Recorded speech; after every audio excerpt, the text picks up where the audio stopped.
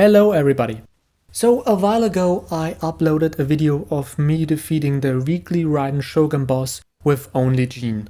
And today I want to give a quick tutorial on how to attempt this challenge yourself. Now I don't want to make a full guide on the fight. The only thing I want to talk about today is how to survive Raiden's one-shot mechanic with Jean, the Final Calamity. Because on paper, you might think that it is impossible. So just as a quick recap, Raiden has basically two phases. A normal phase and then a shield phase. Technically it's not a shield, it's more like an electro armor, but I'm still going to call it her shield phase. Anyway, at some point during her shield phase, she will teleport back to the middle of the arena and hit you with a big energy drain. Now, energy drains are a thing throughout her shield phase, like small energy drains that will periodically remove energy from your active character. But before the Final Calamity, she will hit you with a really big energy drain, which will sap all the energy from all your characters, even those off-field. Not that it really matters for a solo Jean challenge. So after the big energy drain, Raiden will disappear and then start an attack animation. And unless your active character is protected by a special shield, this giant slash will kill them. To get this special shield, Raiden will leave an orb behind in the middle of the arena, and you have to charge this orb with elemental attacks. You either need one electro attack or 4 non-electro attacks. The problem with Jean is that she just doesn't apply enough Anemo in time to charge the orb herself. And because of the big energy drain, you can also not iframe through the attack with her burst, unless you somehow manage to build 400% energy recharge on her. So what do? We're still going to charge the orb, but instead of Anemo, we're using Electro. And to do this, there are two possible methods. One easy, one difficult. So first, let's look at the easy method. It is a lot more relaxed when it comes to its timing. The problem is it relies on a special interaction with the boss that is very likely not intended. And it could happen that at some point in the future, Hoyoverse decides to patch this.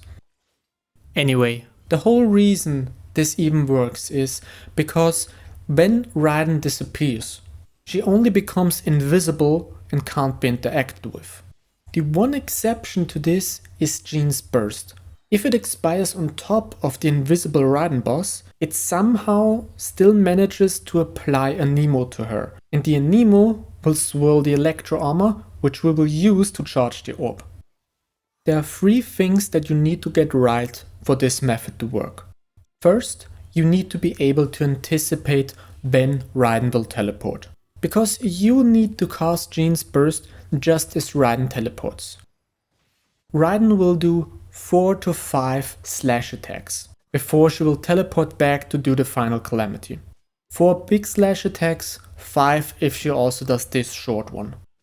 The next thing is you need enough energy recharge to counteract all those small energy drains during Raiden's shield phase.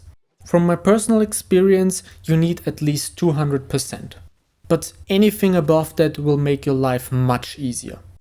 I like to use a Favonius sword myself, just because it gives my run a lot more consistency.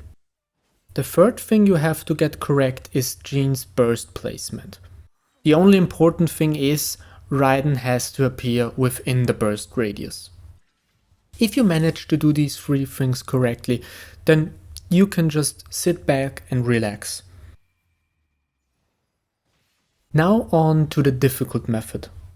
For this one, we will not swirl the invisible Raiden boss, but instead Jean herself. It may sound easy, but the timing is a lot more strict, and you are to some degree also dependent on Raiden's attack RNG. So let's look at the steps that are necessary for this to work. First, you need to get hit by one of Raiden's attacks. There are 2 ways to go about this. You can either just face tank a hit or cast Jean's burst as you get hit by one of Raiden's attacks. This way you won't take any damage but still get the electro aura on Jean. The problem with the second method is that you have to cast Jean's burst a bit sooner, and because of that it might run out before the orb appears. The easiest and most consistent way to ensure an Electro Aura is when Raiden's last attack involves one of those spears. They explode with some delay, which makes it much easier to keep the Electro Aura no matter how you decide to handle the hit.